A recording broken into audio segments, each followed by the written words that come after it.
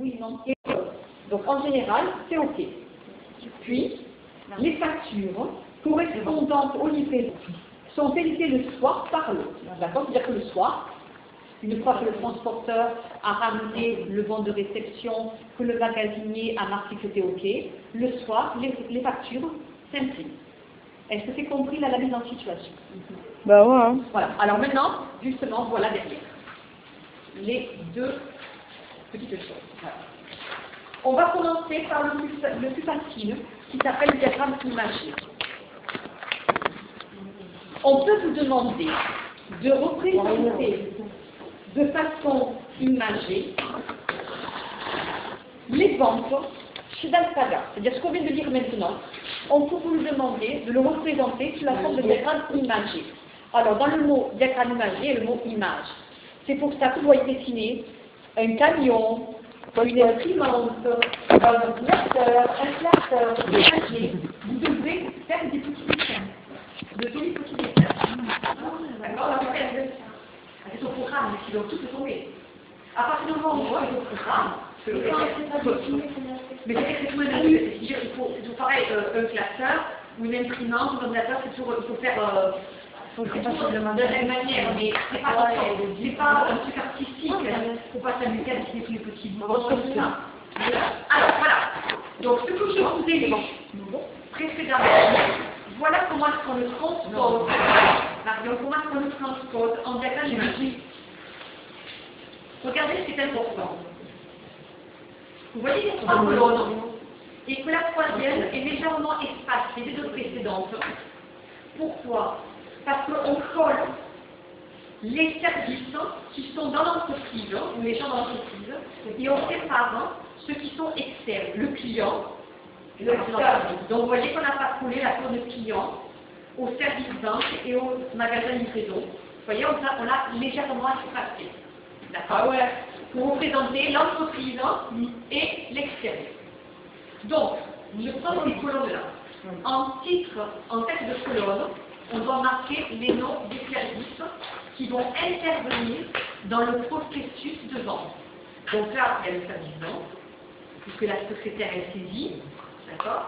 Il y a le magasin livraison, puisqu'il y a le magasinier qui va intervenir. Et il y a le client. Alors, avant de regarder l'intérieur des colonnes, on va lire ensemble. Regardez ce que je vous montre. Avant de regarder les petits dessins, on va lire les symboles. Alors, les symboles. Les symboles classiques.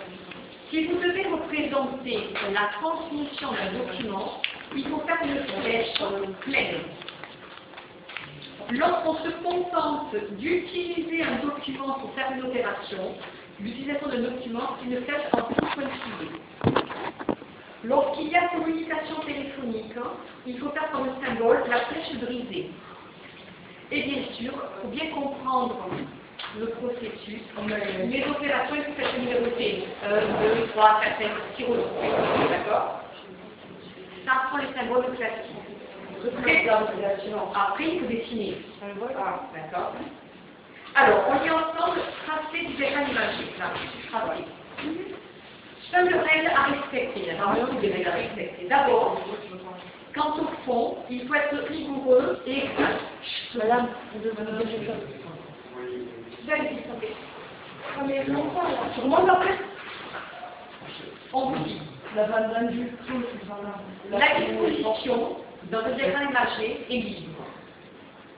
Cependant, en général, il faut faire une colonne par service d'intervenant et numéroter les opérations dans l'ordre d'exécution pour faciliter la lecture. D'accord? Si vous respectez ça, après, c'est une question de logique. Alors, vous allez voir qu'en suivant les numéros, on va retrouver les ventes chez Dalsaga. Comment ça se passe? Première opération. La première opération que je vous ai lue, il faut d'abord passer les commandes.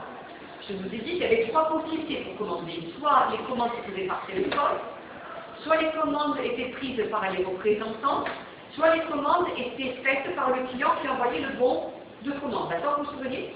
Donc tout ça, ça se passe chez le client. Soit le client téléphone, soit le client a son représentant chez lui, soit le client remplit le bon de commande. Donc, regardez, la première opération, celle qui est numérotée 1, les petits dessins sont faits dans la colonne du client. Regardez, opération 1, commande téléphonée, donc flèche brisée, bulletin de commande reçu par le représentant, ou bien bon de commande. Vous voyez que les trois symboles démarrent chez le client. Est-ce que tout le monde le voit ça? Oui, oui, oui, non. Oui, voilà. Donc, ces trois façons de commander. Où vont les commandes? Elles atterrissent au service vente, puisque c'est la secrétaire qui va les saisir. D'accord? Donc, la flèche brisée et les deux flèches pleines, elles vont vers la colonne service vente. Okay? Donc, on est dans la colonne service vente. Opération 2. On a vu dans la lecture que la secrétaire des ventes saisit les commandes qu'elle reçoit au fur et à mesure. Pour saisir une commande, elle a besoin de quoi pour sa saisie? De l'ordinateur, de sa base de données, et d'avoir sous les yeux le bon de commande qu'elle reçoit. Que ce soit le bon de commande que le client envoyé ou le bon de commande que le représentant. Et après, c'est de la logique. Imaginez que vous êtes le secrétaire des ventes, vous êtes à côté de moi et je vous effleure. Imaginez concrètement, vous êtes le secrétaire des ventes, vous devez saisir les commandes que vous recevez. Mais pour les saisir, il vous faut votre ordinateur et il vous faut les bons de commande sous les yeux. D'accord? Alors, comme le bon de commande, je vais l'utiliser pour saisir, on fait une flèche en pointillé. D'accord? Utilisation de document. Donc, opération 2, on marque dessous saisie, contrôle des conditions, pour saisir une ordinateur, et pour saisir la commande, il faut la lire. Donc, on utilise le bon de commande, donc on fait des flèches en pointillé. Est-ce que vous comprenez comment a été représentée de façon imagée l'opération numéro 2? C'est-à-dire que la secrétaire des ventes qui saisit les commandes. Est-ce que la 2 vous pose un problème? L'opération 2? Non. Sur 400 Non. Lucien d'enfant? Alors, une fois que la secrétaire a saisi les commandes, qu'est-ce qu'elle va faire de ces bons de commande? Elle va pas. Qu'est-ce qu'elle va faire la secrétaire? Elle ne va pas les jeter les bons de commande. Elle va les classer. Donc, opération 3, la secrétaire va classer les bons de commande. On le place dans quoi? Ben, dans le dossier client. D'accord? Donc, on va dessiner le dossier client. On va être au-dessus de tout. Et elle va prendre le bon de commande pour le mettre dans le dossier client. Donc, si elle prend, il faut mettre une flèche pleine. Elle prend le bon et elle le rentre dans le dossier client. Et on reste au service vente, donc on reste dans la même colonne. Donc, opération 3, la secrétaire, elle prend le bon de commande, elle fait une flèche pleine pour montrer que ce bon de commande, elle va le placer dans le dossier client. Est-ce que l'opération 3, vous la comprenez? Oui. Oui. Mais je trouve que la secrétaire a saisi les bons de commande. Maintenant, c'est le magasinier qui intervient. Alors, vous avez lu le magasinier au magasin saisissait automatiquement le bon de livraison et le bon de réception.